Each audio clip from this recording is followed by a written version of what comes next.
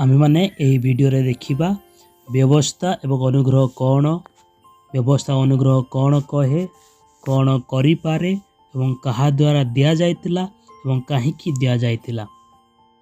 वास्तव रे अनुग्रह द्वारा आमेमाने परित्राण पाई थाउ, किंतु केतेक लोक माने व्यवस्था और आज्ञा पालन करिबा द्वारा परित्राण पाइबा पई चेष्टा करंती।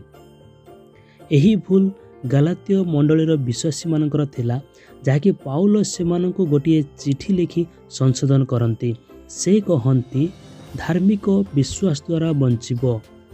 आम्भे माने विश्वास द्वारा परित्राण पाई अछु, विश्वास द्वारा बंचु अछु, किंतु व्यवस्था पालन द्वारा नुहे। तेबे आमे व्यवस्था लंघन करी मन मुताबक पाप करि पारिबा कि? पाउल कहंती ताहा केबे हे न हेउ। बेले बेले पाउल और जाकुबंक शिक्षा मध्यरे संतुलन रक्षा करिबा कष्टकर होइथाए।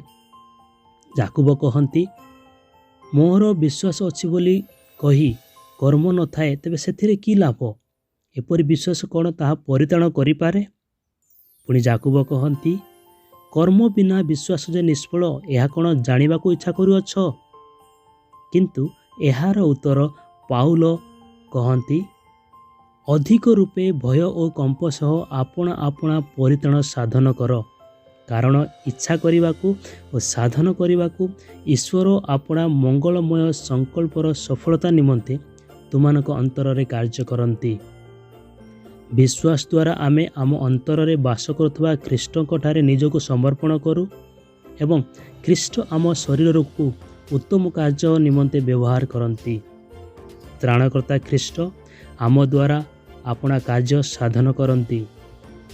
आमर कार्य ख्रीष्टक ठारे समर्पित हेबा एवं ख्रीष्ट से आम अंतर रे उत्तम कार्य संपन्न करंती। तेणु ख्रीष्ट को ग्रहण कला परे आमे उत्तम कार्य करू, कारण आमने परित्राण पाई अछु। परित्राण प्राप्ति निमंते उत्तम कार्य करूनाहु, किंतु परित्राण पाई थिबारु आमने उत्तम कार्य करू। उदाहरण, कुकुर भुके कारण से कुकुर, किंतु कुकुर हेबा निमंते भुके नहीं। ठीक सही परी आमाने परित्राण पाई अछु बोली आमाने व्यवस्था पालन करू, किंतु परित्राण पाइबा निमंते नुहे। वर्तमान आम्भे माने देखिबा व्यवस्था एवं अनुग्रह कौन। व्यवस्था कौन? व्यवस्था रे 10 आज्ञा एवं अन्यान्य आज्ञा अंतर्भुक्त। पाउल कहंती व्यवस्था जे उत्तम ताहा मु स्वीकार करे। पुणी गीत रचक मध्य कहंती सदाप्रभुक व्यवस्था सिद्ध, प्राणर स्वास्थ्यजनक, सदाप्रभुक प्रमाण वाक्य अटल, अल्प बुद्धिर ज्ञानदायक, सदाप्रभुक विधि सबु यथार्थ। एणु आमे देखुचे व्यवस्था पवित्र, न्याय, उत्तम, सिद्ध, शुद्ध और यथार्थ। अनुग्रह कौन? अनुग्रह अयोग्य प्रति कृपादान। यह आम प्रति आम त्राणकर्ता ईश्वर का दया और प्रेम प्रकाश करे। व्यवस्था रे ईश्वर धार्मिकता दाबी करंती, किंतु अनुग्रह रे ईश्वर धार्मिकता दान करंती। एफिसियो 2 पर्व 8 पद और 9 पदरे लिखा जाए, कारण अनुग्रह रे विश्वास द्वारा तुम्हें माने परित्राण पाइअछ, ता तुम्हमानक निज ठारू होई नाही, ता ईश्वरक दान क्रियाकर्मर नुहे, जेपरि केही दर्प न करे। यह कौन कहे? व्यवस्था कहे पालन कर और जीवित रुह। लेविय पुस्तक 18 पर्व 5 पदरे लिखा जाए, एथि निमंते तुम्हें माने आम्भर विधि और शासन पालन करिब, मनुष्य ताहा कले तहिरे ही से बंचिबो, आम्भे सदा प्रभु अटू। रोमियो 10 पर्व 5 पदरे लिखा जाए, जो मनुष्य व्यवस्थामूलक धार्मिकता साधन करे से तद्वारा बंचिबो।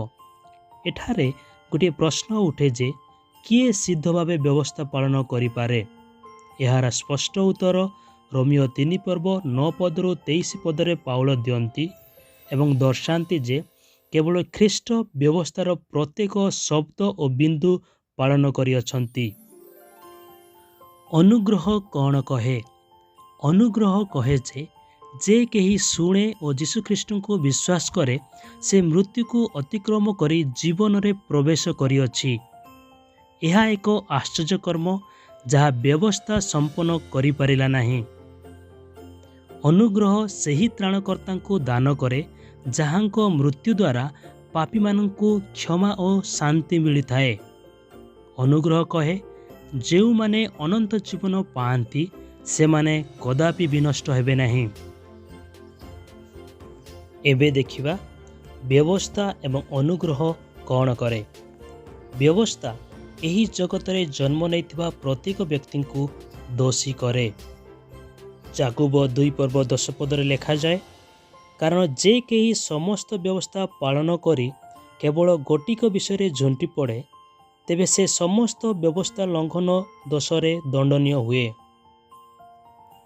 ବ୍ୟବସ୍ଥା ସମସ୍ତ ଜଗତକୁ ଈଶ୍ୱରଙ୍କ ନିକଟରେ ଦୋଷୀ କରେ, ଯାହାକି ପାଉଲ ରୋମିଓ 3:19 କହନ୍ତି, ଆମ୍ଭେମାନେ ତ ଜାଣୁ ଯେ ମୋଶାଙ୍କ ବ୍ୟବସ୍ଥା ଯାହା ଯାହା କୁହେ ସେହିସବୁ ମୋଶାଙ୍କ ବ୍ୟବସ୍ଥା ଅଧୀନ ଲୋକମାନଙ୍କୁ କୁହେ, ଯେପରି ପ୍ରତ୍ୟେକ ମୁଖ ବନ୍ଦ କରାଯିବ ଓ ସମସ୍ତ ଜଗତ ଈଶ୍ୱରଙ୍କ ବିଚାରରେ ଦଣ୍ଡନୀୟ ହେବ।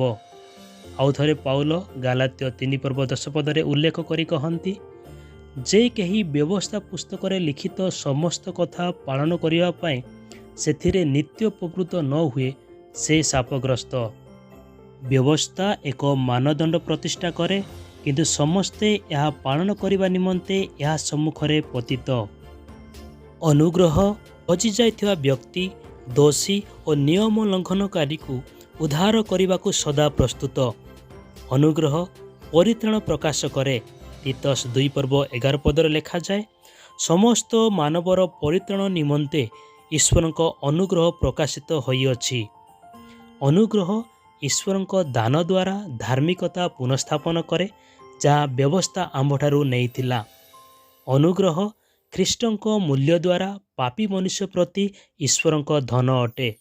ଅନୁଗ୍ରହ ପାପୀକୁ କେବଳ ଉଦ୍ଧାର କରେ ନାହିଁ, କିନ୍ତୁ ତାହାଙ୍କୁ ଖ୍ରୀଷ୍ଟଙ୍କଠାରେ ସବଳ ରଖିବା ପାଇଁ ପ୍ରତ୍ୟହ ଅଧିକରୁ ଅଧିକ ଆଶୀର୍ବାଦ ଯୁକ୍ତ କରେ। ବର୍ତ୍ତମାନ ଦେଖିବା ଏହା କ'ଣ କରିପାରିବ ନାହିଁ। ବ୍ୟବସ୍ଥା ଗୋଟିଏ ଦୋଷୀକୁ ନିର୍ଦ୍ଦୋଷ କିମ୍ବା ଧାର୍ମିକ କରିପାରିବ ନାହିଁ। ପ୍ରେରିତ ପୁସ୍ତକରେ ଲେଖାଯାଏ, ପୁଣି ମୋଶାଙ୍କ ବ୍ୟବସ୍ଥା ଦ୍ୱାରା ଯେ ସମସ୍ତ ବିଷୟରୁ ଆପଣମାନେ ମୁକ୍ତ ହୋଇ ଧାର୍ମିକ ଗଣିତ ହୋଇପାରିଲେ ନାହିଁ, ବିଶ୍ୱାସକାରୀ ପ୍ରତ୍ୟେକ ଲୋକ ତାହାଙ୍କ ଦ୍ୱାରା ସେହି ସମସ୍ତ ବିଷୟରୁ ମୁକ୍ତ ହୋଇ ଧାର୍ମିକ ଗଣିତ ହୁଅନ୍ତି। ବ୍ୟବସ୍ଥା କୌଣସି ବିଷୟକୁ ସିଦ୍ଧ କରିପାରେ ନାହିଁ। ଏବ୍ରୀ ପୁସ୍ତକରେ ଲେଖାଯାଏ, ବ୍ୟବସ୍ଥା କୌଣସି ବିଷୟ ସିଦ୍ଧ କରିନଥିଲା। ସ୍ୱର୍ଗରେ ପ୍ରବେଶ କରିବା ନିମନ୍ତେ ପାପୀ ଖ୍ରୀଷ୍ଟଙ୍କ ରକ୍ତ ଓ କ୍ରୁଶର ପ୍ରାୟଶ୍ଚିତ କାର୍ଯ୍ୟ ଦ୍ୱାରା ଧାର୍ମିକ ଓ ସିଦ୍ଧ ପରିଗଣିତ ହେବା ଆବଶ୍ୟକ। ଅପରପକ୍ଷରେ ଦେଖୁ ଯେ ବିଶ୍ୱାସ ଦ୍ୱାରା ଅନୁଗ୍ରହ ପାପୀଙ୍କ ନିମନ୍ତେ ଧାର୍ମିକତା ପ୍ରକାଶ କରେ। ରୋମିଓ ପୁସ୍ତକରେ ଲେଖାଯାଏ, ପୁଣି ସେମାନେ ବିନା ମୂଲ୍ୟରେ ତାହାଙ୍କ ଅନୁଗ୍ରହରେ ଖ୍ରୀଷ୍ଟ ଯୀଶୁଙ୍କଠାରେ ଯେଉଁ ମୁକ୍ତି ଅଛି ତଦ୍ୱାରା ଧାର୍ମିକ ଗଣିତ ହୁଅନ୍ତି। ଅନୁଗ୍ରହ ଆମମାନଙ୍କୁ ଅଧର୍ମ ଏବଂ ସାଂସାରିକ ଲାଳସାକୁ ତ୍ୟାଗ କରି ଏହି ବର୍ତ୍ତମାନ ଜଗତରେ ସଂଯମ, ଧାର୍ମିକ ଓ ଭକ୍ତିପୂର୍ଣ୍ଣ ଜୀବନଯାପନ କରିବାକୁ ଶିକ୍ଷା ଦେଇପାରେ। ତେବେ ବ୍ୟବସ୍ଥା ଓ ଅନୁଗ୍ରହ କାହିଁକି ଦତ୍ତ ହୋଇଥିଲା? ଆମ୍ଭ ଅଧର୍ମ ଆମମାନଙ୍କୁ ଜ୍ଞାତ କରାଇବା ନିମନ୍ତେ ବ୍ୟବସ୍ଥା ଦତ୍ତ ହୋଇଥିଲା। ଗାଲାତ୍ୟ ପୁସ୍ତକରେ ପାଉଲ ଲେଖନ୍ତି, ଆଜ୍ଞା ଲଙ୍ଘନ ହେତୁ ବ୍ୟବସ୍ଥା ଯୋଗ କରାହେଲା।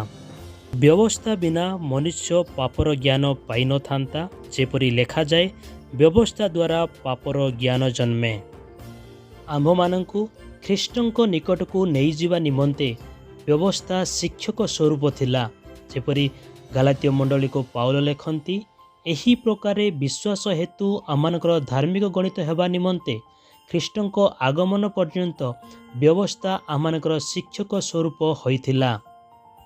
ବର୍ତ୍ତମାନ ଦେଖିବା ଅନୁଗ୍ରହ କାହିଁକି ଦିଆଯାଇଥିଲା।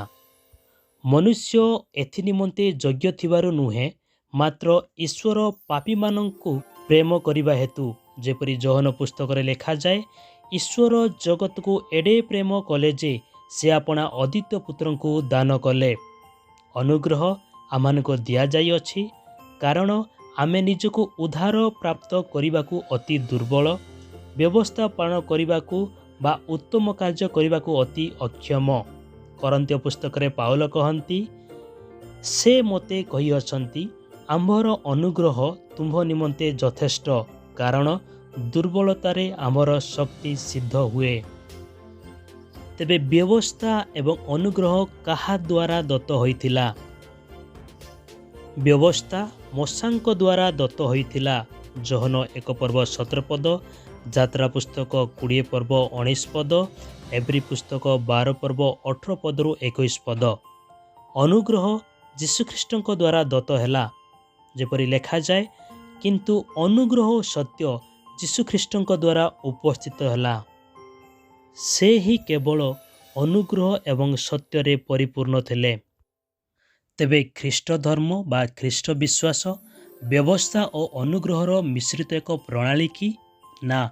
निश्चित रूपे यह विश्वास प्रणाली। रोमियो 4 पर्व 4 पद एवं 5 पदरे लेखा जाए, जे कर्म करे ताहा पक्षरे ताहार वेतन अनुग्रह रूपे गणित हुए नहीं, मात्र देय बोली गणित हुए। किंतु जे कर्म उपरे निर्भर करे नहीं, मात्र अधार्मिक को धार्मिक बोली जे गणना करती ताहांठारे विश्वास करे, ताहा पक्षरे ताहार विश्वास धार्मिकता बोली प्रमाणित हुए। ख्रीष्टन को ग्रहण कला परे विश्वासी व्यवस्थार अधीन रे रहे कि ना?